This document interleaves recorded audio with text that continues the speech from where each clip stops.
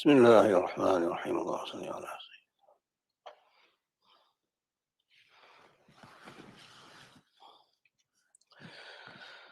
الله أكبر. So we are on ayah number 7, Sūrah Muḥammad, Surah number 47. أعوذ بالله من الشيطان الرجيم بسم الله الرحمن الرحيم يا أيها الذين آمنوا إن تنصروا الله ينصركم ويثبت أقدامكم والذين كفروا فتعسا لهم وأضل أعمالهم ذلك بأنهم كرهوا ما أنزل الله فأحبط أعمالهم. There's one discussion left in the previous ayah where you have prisoners of war. I mentioned we're allowed to ransom them, we're allowed to free them, and if there's a danger that these prisoners will cause more havoc and chaos, then the Khalifa is also allowed to execute them at his discretion. But that rarely happens. The fourth thing that is allowed, emphasis being on the word allowed, is that you can enslave them. And that is where, obviously, most of the discussions about Islam are centered on the institution of slavery in Islam and so on. So obviously it's a huge subject. Many books have been written on this, and we should take everything with a pinch of salt and so on. Anyway, since now we do have a convention in Islamic law called Ijma', the consensus of the ulama. So if today, through the consensus of the ulama, they suspend the institution of slavery, we will be in favor of it. We will not go against it. That's number one.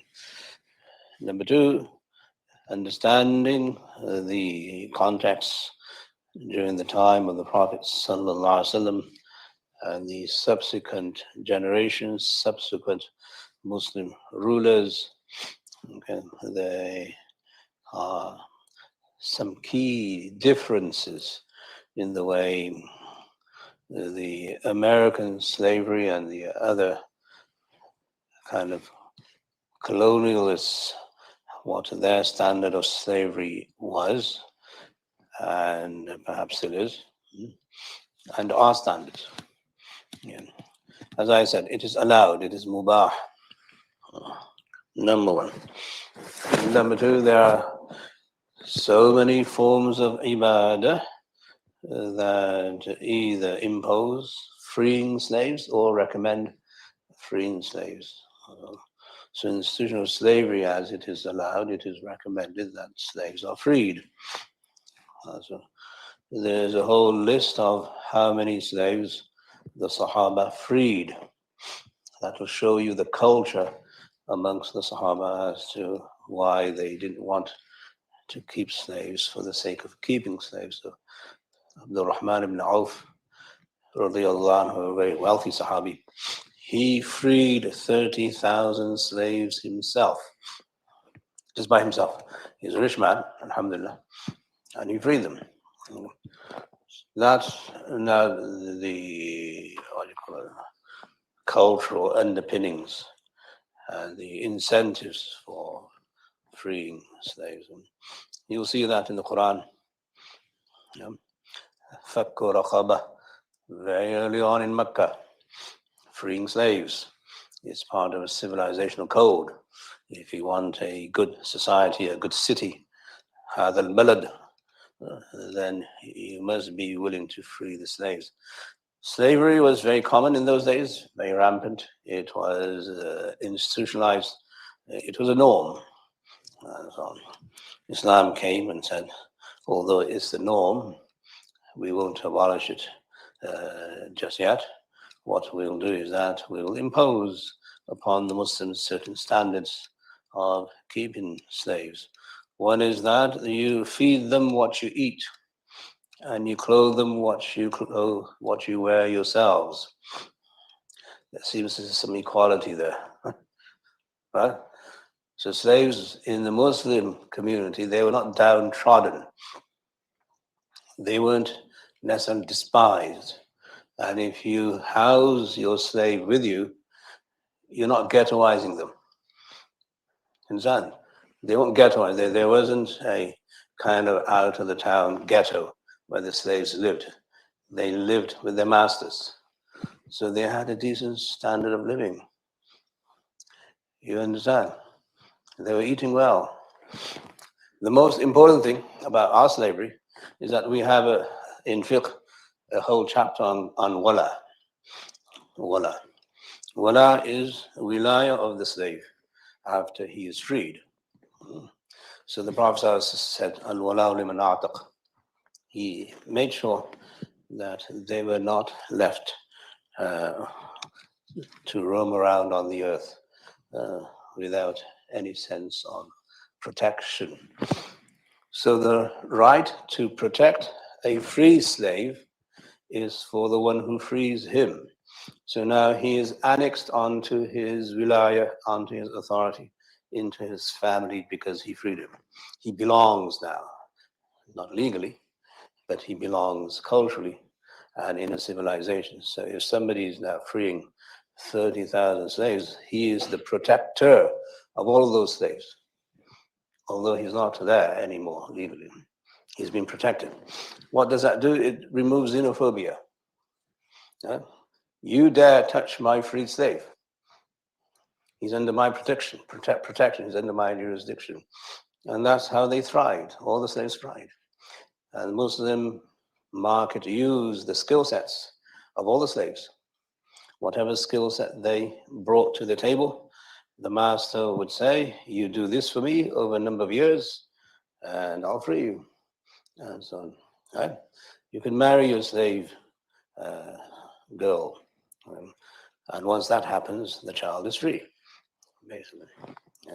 So the slaves enjoyed a certain amount of comfort that is alien to any other civilization. So there was a social protection by making sure they're not ghettoized and left in the gutters.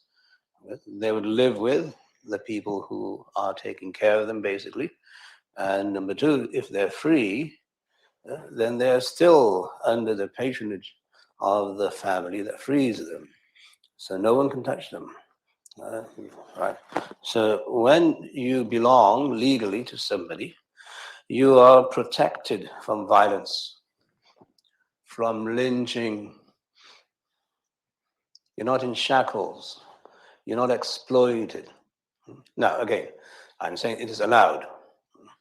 And the ideal was to free slaves so that it becomes a part of your ibadah, a part of you're pleasing Allah by freeing these people. So the institution of slavery was something that is, not at all the same picture that you'll find in history books here.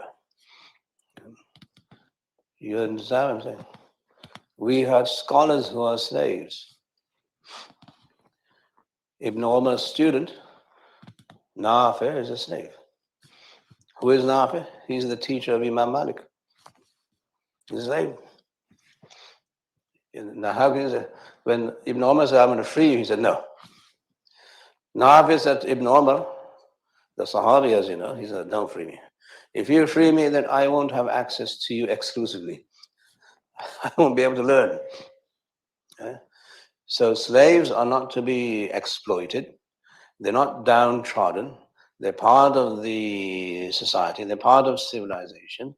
They can earn their own freedom.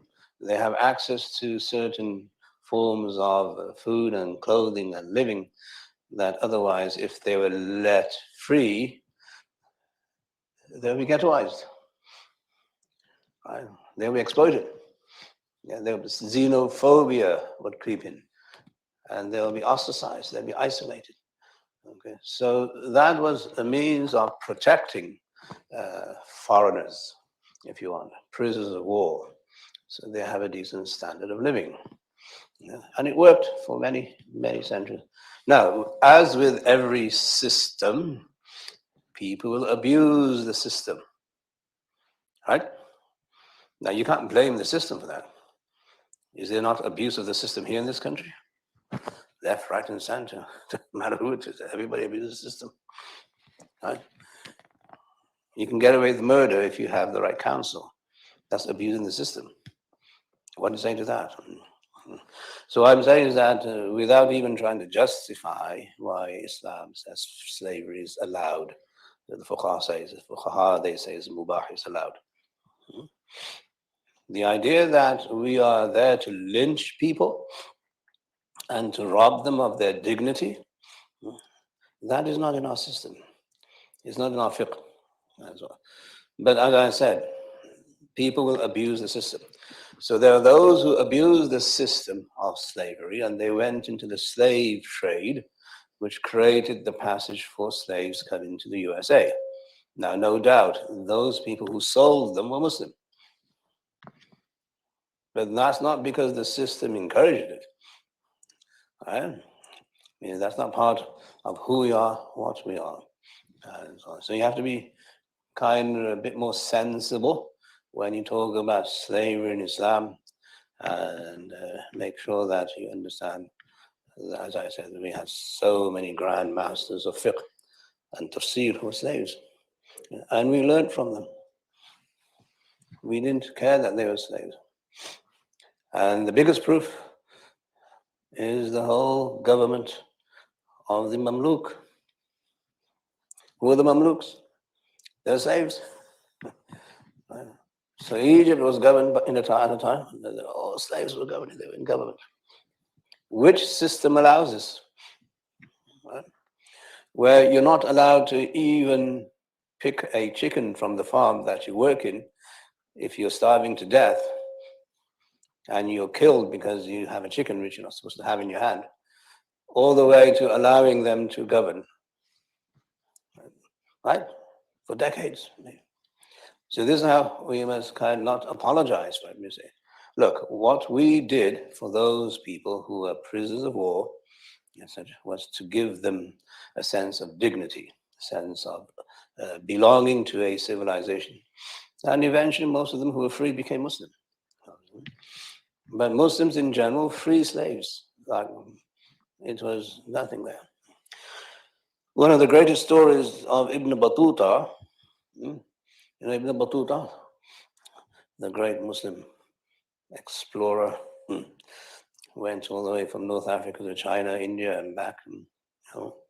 He mentions a story in Damascus that he was going through the alleyways of Damascus and he saw somebody who was a slave, dressed like a slave, running very quickly with a broken bowl in his hand. So Ibn Battuta said, I'm going to follow him. He followed him.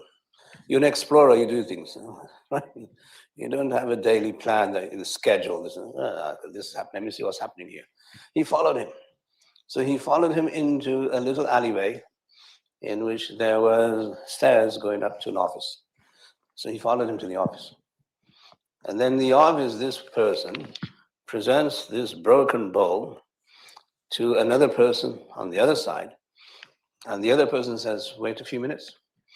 So a few minutes, maybe half an hour later, the other person comes out with a new bowl. And then this person goes back. So Ibn Battuta stops and says, what is this? What have you done? He said, I'm a slave and I broke this bowl in my master's house. And in Damascus, we have a system that if any slave breaks anything, that item can be replaced for free, without cost, and no injury to the slave. So this is why I came. Now I've got this new bowl, I can go home, and I'll be a happy man sleeping well tonight. You understand? So you have to bring out the ihsan that we adopted in the institution, rather than compare it with a totally undignified, uncivilized system of human exploitation. We never exploited them, not as part of the fiqh, not as part of the system. Obviously, you'll find other holes in the argument I'm presenting, which is fine. They're justifiable, but we don't have that kind of time because this is a tafsir of this ayah. I'm just saying that we have to acknowledge the dignity that Allah subhanahu wa ta'ala awarded human beings by, I think the greatest benefit is that they were not ghettoized. They were not downtrodden. They were not exploited. They were not raped or anything like that. They were not killed randomly and so on. So slavery gave them an added life, basically, which is valuable, obviously. Yeah. Now, as I said, anthropologists and whoever the other ologists are in the world, they have problems with it anyway. But they always have problems with anything anyway. They have problems with themselves. But we must appreciate that Allah subhanahu wa ta'ala wanted the ummah to succeed. And as I said, most of the slaves became Muslim, most of them, without fail in some systems. So this is, we had great people who were either the children of slaves or slaves themselves. The idea that you can learn from your slave, that's unheard of. How can you learn from your slave? Unheard of. There was a governor in I think during the Banu Umayyah period where he actually announced to all the rulers, well, all the Arabs gone. All the knowledge now is with the slaves. He actually made an announcement, public announcement, that all the scholars we have today, they're all slaves. Where are the free people? They're not learning. So we have to understand that Islam wants to make sure human dignity is, first of all, provided.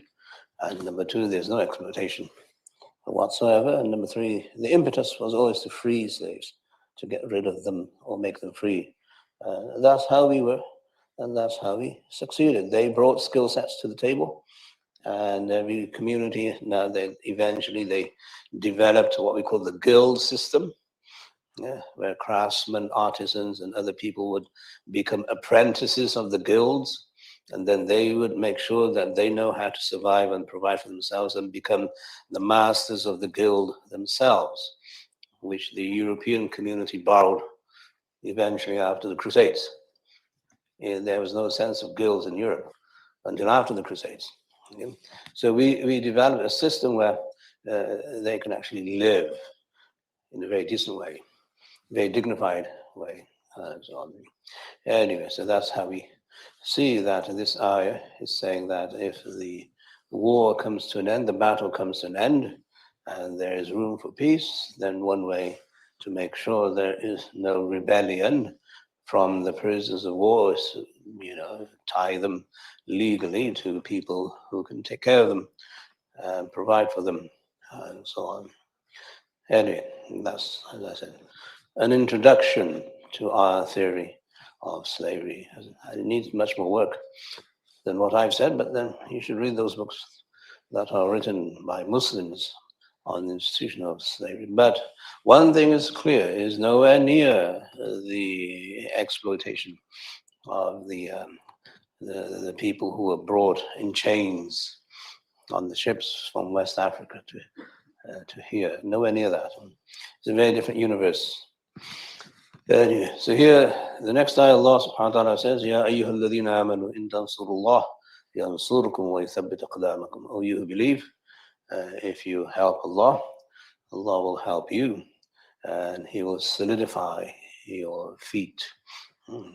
He will keep you firm, keep you stable, and so on.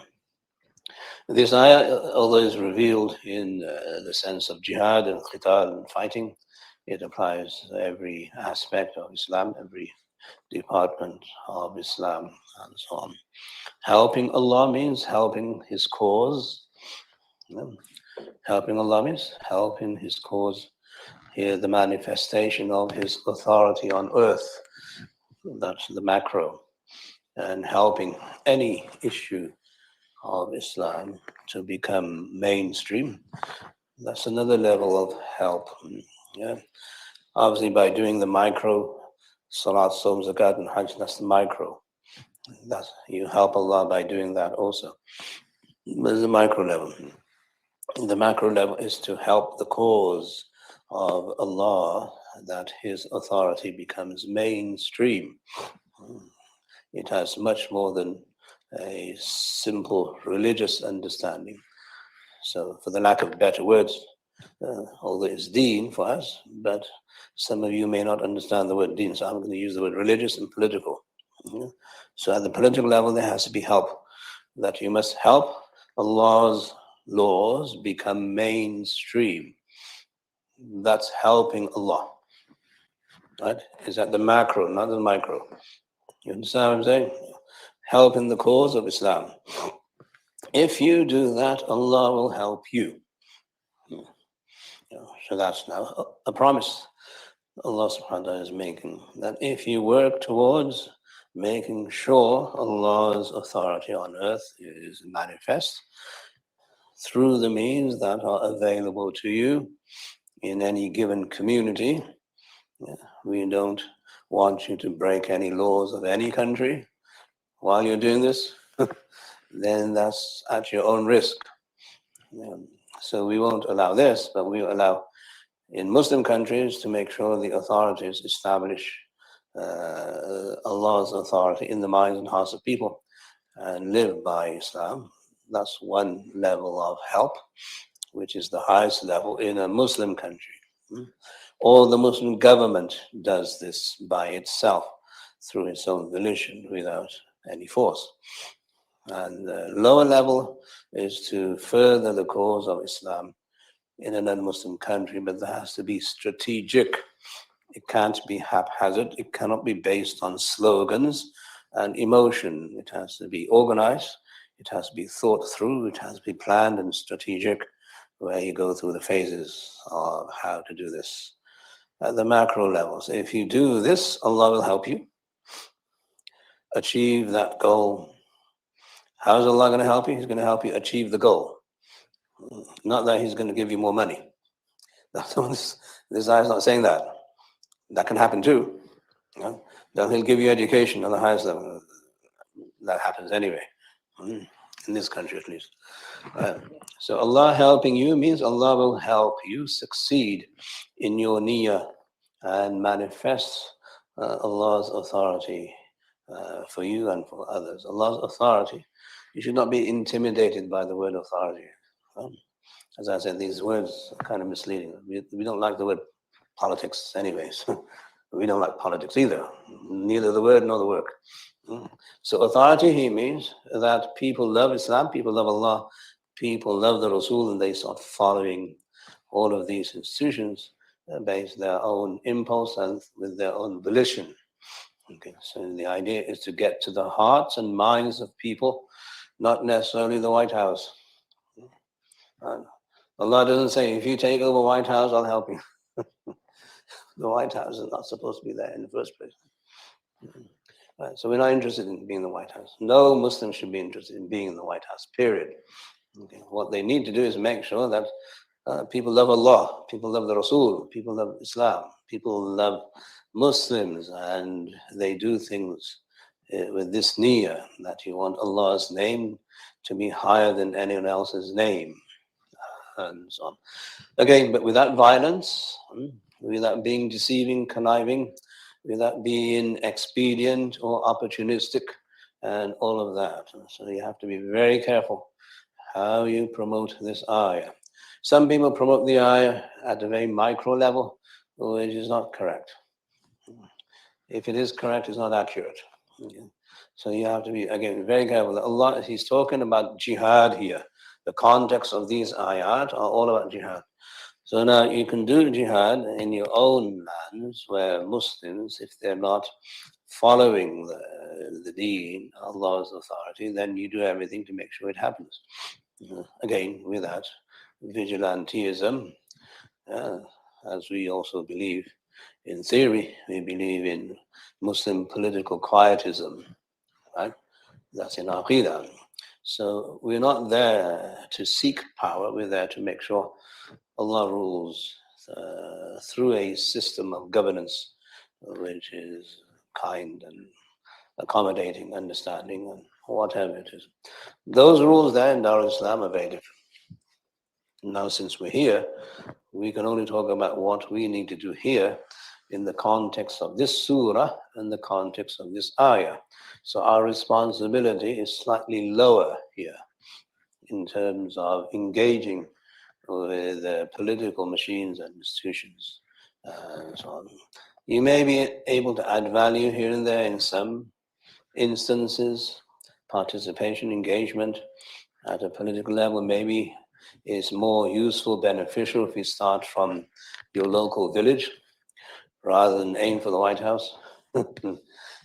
You're much likelier to become a trustee in your own village than become a senator in your state. All right? So start there.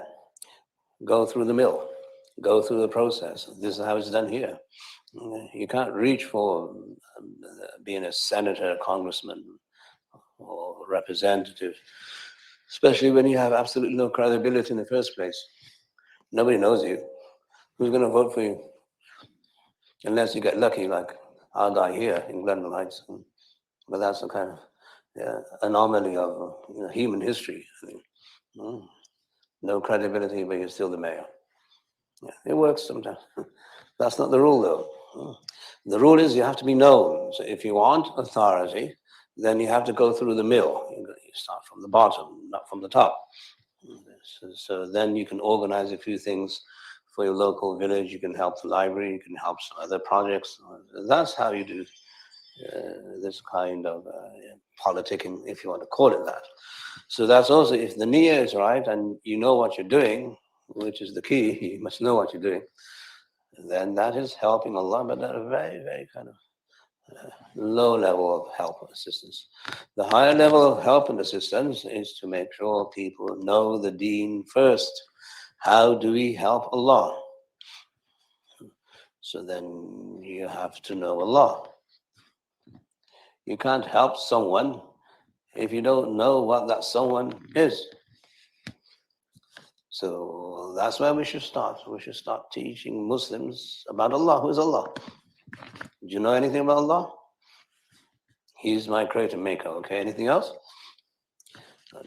So there you need a little bit of understanding based on sound knowledge, which is called theology and theism and aqidah.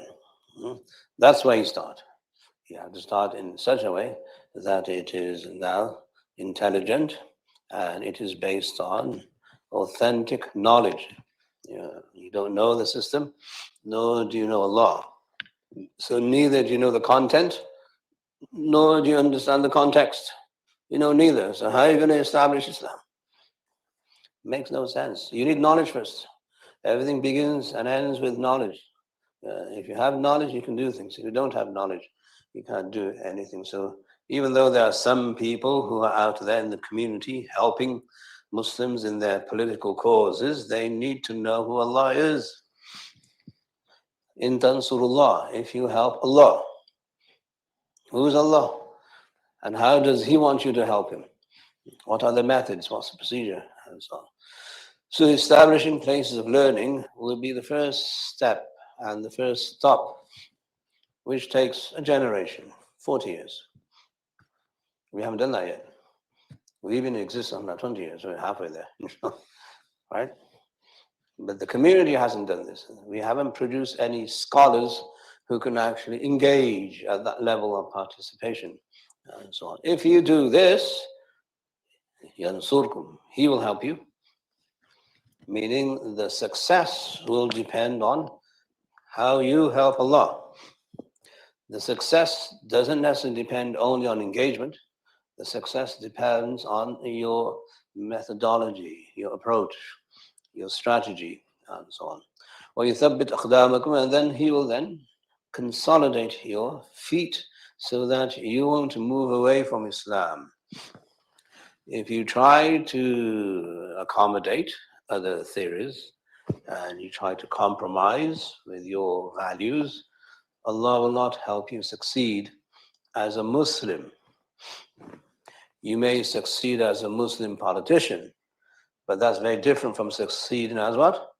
A Muslim. If you consider the gays, and this is the cause for humanity, that's not what's required here, because that's a total bid'ah at the very least. Right? Almost kufr, if you actually believe it. So you have to understand the methodology, where you can compromise, where you cannot compromise, the usul, the principles, and so on. That's why Muslims are all shaky. There's no tathbeet of the feet. There's no consolidation of the feet. Muslims are shaky. They're on shaky grounds. They're not sure they're Muslim. More than that, they're not sure they want to be Muslim. Right? And they're not sure of Muslim values. Oh, Muslim values, maybe we should take a broader approach, be more accommodating, instead of being super conservative and super orthodox. That concession now destroys Islam. It doesn't help Islam. It might help you. There's a politician in California, we just heard about last week, mashallah. He was on this bandwagon of accommodating people, and especially the Christians. So he declared himself to be Christian because he wanted the votes. And you know what happened? He was the last in terms of votes. Nobody voted for him. Not even the Christians, or especially the Christians. You know why? Because people want to see integrity in you. People want to see honesty in you. People don't want you to be opportunistic. So they saw right through him and say, you've only become Christian because you have this intention. You're not truly a Christian. They saw the hypocrisy. Right? So you have to be on firm grounds where you are not shaken by context and by people and by the system and popularity. And so it doesn't work. Allah does not help you. Which is what happened. He failed. Miserably, he failed. Yeah. Very embarrassed, very ashamed. He wasn't embarrassed about leaving Islam. He was embarrassed he lost. Wow. So then these ayat will give you insights in how to behave in your, your campaigns, if you want to call them your campaigns. So you have to have now consistency, and you have to be consolidated in your mind, and you don't shake and you don't budge from your usul, from your principles, And that is what I think America likes. America likes people who speak their mind. That is why they have freedom of religion here. They speak your mind, freedom of expression here. Speak your mind. Practice what you want. Practice the way you want to. If you go around, even now, if you go around the USA, everywhere, in every street corner, there's a church. Amazing. Whether they go there or not is a different issue. They used to. They still have that kind of religious value. Why would they build churches everywhere? Why do universities say in their preamble that we are representing the Christian faith? Why do they say that in their articles of incorporation? Right? Because they want you to express yourself and be free in terms of who you worship and what you worship, the way you worship. That's one of the greatest ni'mah on the planet, I would suggest, because some of this doesn't happen in Muslim countries. You're not free to do anything you want. You're not even free to express your Islam in some of our countries, right? Either by force or by choice, and so on. So here we see that people who have now principles, they are respected. And we should respect that. And that's what the Quran and the Hadith and the Sunnah, they always say this and stand firm. So if you help Allah's cause at the macro level, starting with learning about who Allah is, who the Rasul is, what is Islam, etc., even at a very basic fard ayn level, and you do things properly, strategically, in an organized way, not as a one-man show.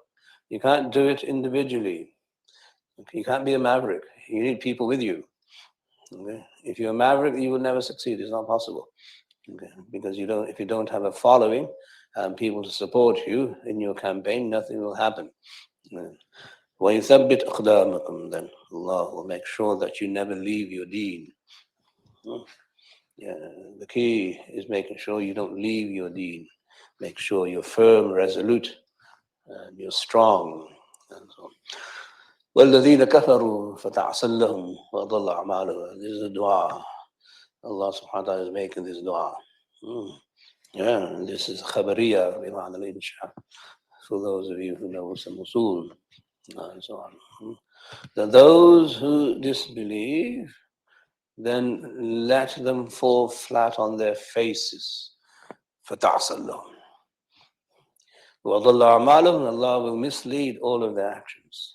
Allah will misguide all of their actions, and they will fail eventually in whatever scheme and whatever kind of shenanigans they want to implement and force down people's throats and so on, because that's just the nature of kufr. And there's a cause and effect. The cause of Islam will give you the effect of success, and the cause of kufr will give you the effect of failure. It's a natural phenomenon. This is a natural phenomenon. Allah is expressing that the poison kills you and water gives you life. It's a natural effect of poison, and it's a natural effect of water. Kufr by nature destroys and makes you fail. Adalla amalu. Iman, Islam, gives you success by nature, by definition. Islam by definition proselytizes itself, even if Muslims are quiet. Allah doesn't wait for Muslims to do His work. You understand? So even though we're not doing anything, people are still coming into Islam. How do people come into Islam without Muslims going out there preaching? You understand? Who gives hidayah? Allah. So Islam by definition is proselytizing. By definition, it is in its nature to spread, to diffuse. Whereas kufr in its nature is misleading, and it brings misery and failure basically to human society at large, and so on. So this ayah is a revelation. It reveals the nature of kufr, and it reveals the nature of Islam. And that's how you read this ayah and other ayat. There's always a cause and there's always an effect. Cause-effect. There's a rational explanation to everything, except there's no Islamic rationale. It's not a rationale of science where you can measure this empirically. Maybe you can. If you want to go back into history, you can, but not necessarily. So this is how we read these ayat, and you want to be part of the group that is helping the cause of Allah, not part of the group that is calling for the failure of Allah and His Rasul. So that's how you align yourself with the truth and with the haqq, and so on. فَفَلَمْ يَسِيرُوا فِي الْأَرْضِ فَيَنْظُرُوا كَيْفَ كَانَ عَاقِبَةُ الَّذِينَ مِنْ قَبْلِهِمْ دَمَّرَ اللَّهُ عَلَيْهِمْ وَلِلْكَافِرِينَ أَمْثَالُهَا. Have they not traveled on earth and observed how was the fate of those who came before them? Allah subhanahu wa ta'ala demolished them, destroyed them, and for those who disbelieve, there are parables and there are examples and so on. Yep. So here Allah subhanahu wa ta'ala says, look into human history and say no civilization lives forever, no empire lives forever, no one's authority is forever. In human history, observe this and then observe what was their fate. So you have relics and remnants of their civilization, architecture, and so on. Then you excavate and you pour millions and billions of dollars in excavation without actually getting the point. Do you get the point? It is gone. Why are you now kind of celebrating previous civilization? The point is, they're dead. That's the point. Now you made it such a scientific, glorified thing. Excavation, pouring millions and billions of dollars into something that is not at all beneficial to anybody. What was their fate? The key is to understand the fate of these great nations. Allah says, Dammar Allah alim. Allah destroyed them. It's the most sensible, logical conclusion you can make. You go to the pyramids and it's spectacular. Okay, what happened? What happened to the people who built them? They're not spectacular anymore. They've decomposed. They're gone. You see how the stupidity of modern day narratives. But Muslims are caught up in this.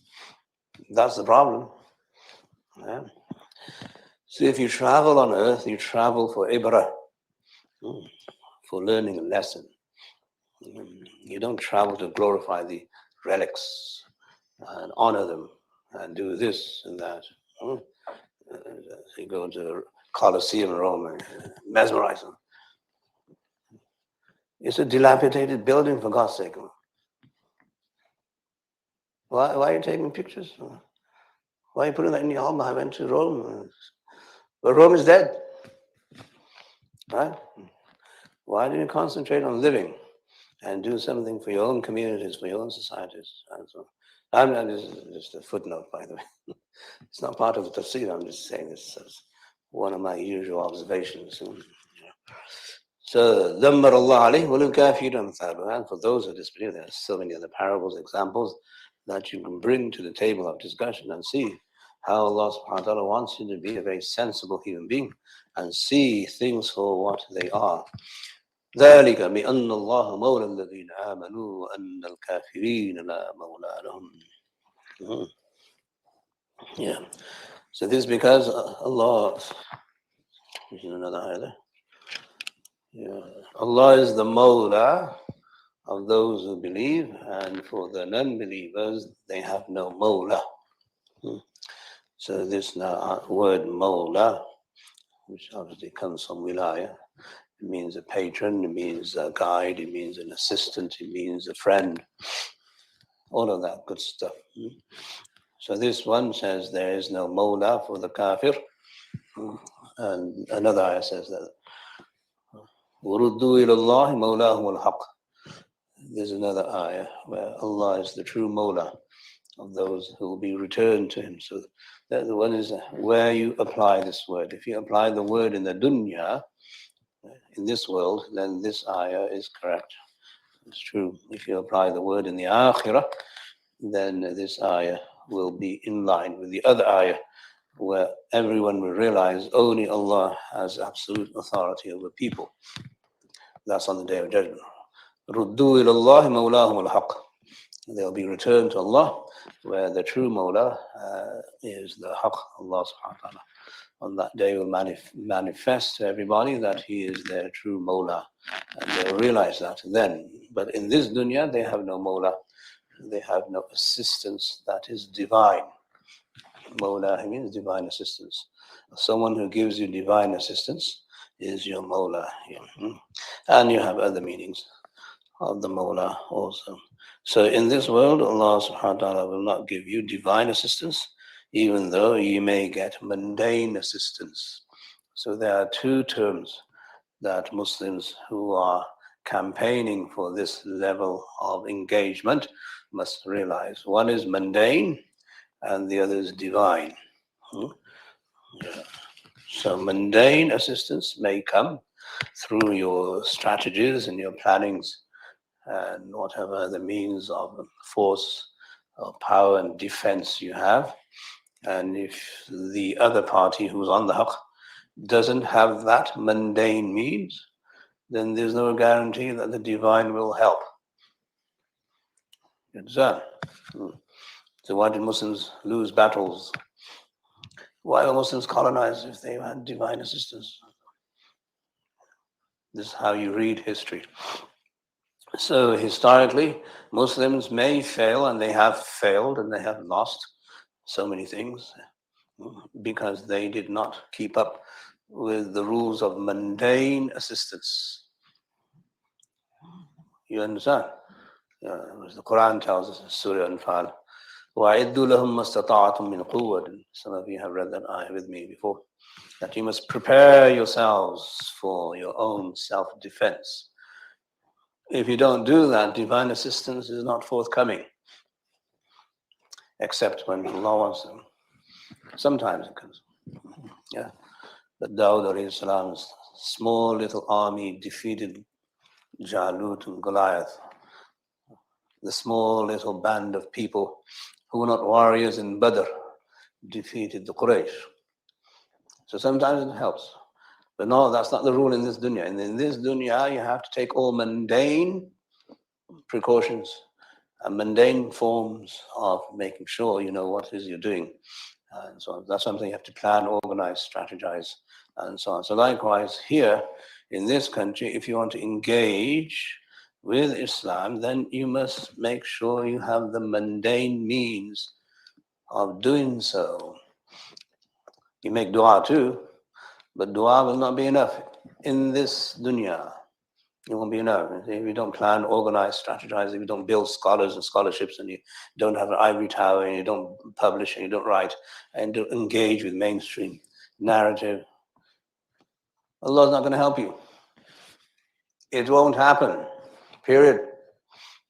You need to get, things on the ground right first.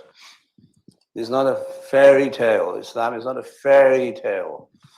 Right? And Muslims now see Islam as a fairy tale. We engage this way and Allah will help. It doesn't happen. Okay? You have to know who you're dealing with, what you're dealing with, how to communicate, how to develop credibility, and how to actually engage in a meaningful conversation which becomes a narrative. For that, you need to know them. You can't just say, I have the haqq, I have the Quran. It doesn't work that way. My mentor, mashallah, Dr. Allama Khalid Mahmood, rahimahullah. He says, before every debate he had with any people, he would prepare for days. He was a Lama, he was probably the greatest scholar of this century at least. But he didn't do it without preparation. Now, Allahu Akbar. ظُلُمَاتٌ بَعْضُهَا فَوْقَ بَعْضٍ. No one prepares for anything. I know this about Islam. So I'm going to an interview with this journalist. You're not prepared. First, you don't know anything. You shouldn't be there in the first place. You should excuse yourself. I'm not the person. And you want to write a book on Sūrah, and you know nothing about Sūrah. And you become mainstream, that Muslim conversation. And this guy wrote a book on Sūrah with about 1,000 mistakes. One or two fine little good points. So mundane preparation and planning, strategizing is the only way we will succeed. It has to be done on the ground.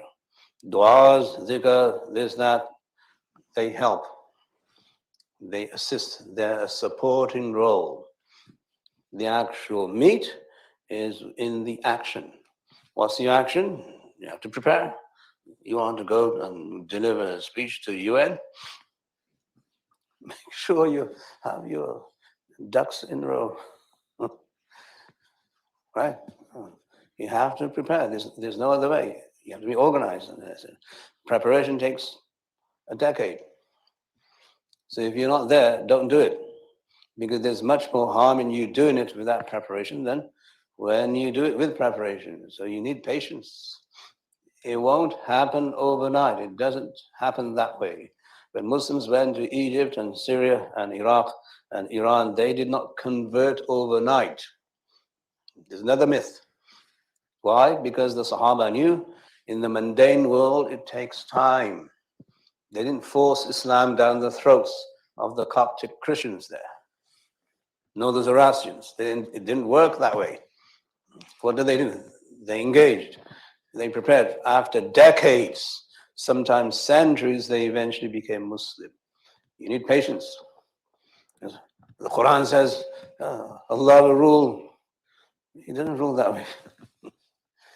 You have the stamina to do this work. Here you want results overnight. You want miracles. Right? You go to the maktab. There's, mashallah, a very nice brother. He's a chaplain on the East Coast. I'll mention the university. Chaplain on the East Coast.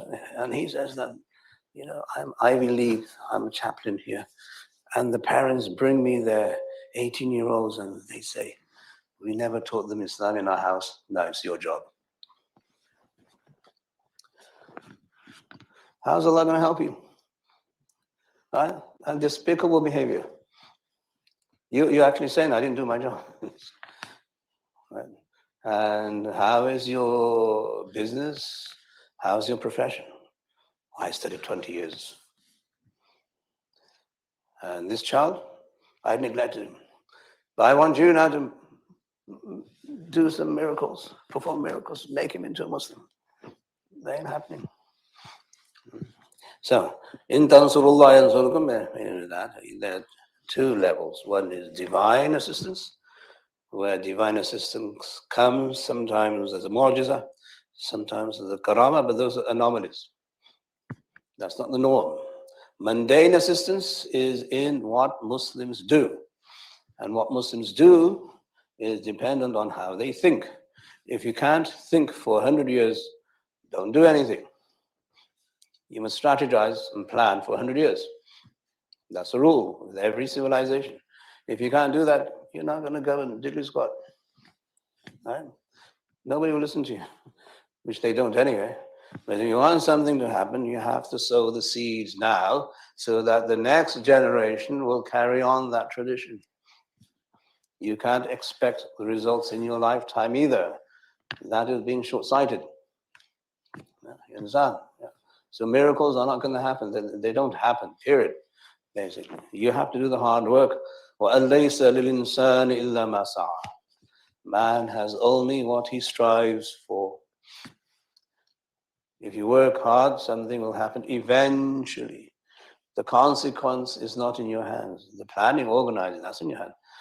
So we need to be very diligent and very patient in the way we do things here. So if you want Allah to help, then you have to help him by starting the procedure. It's a procedure, it's a process, it's not an event.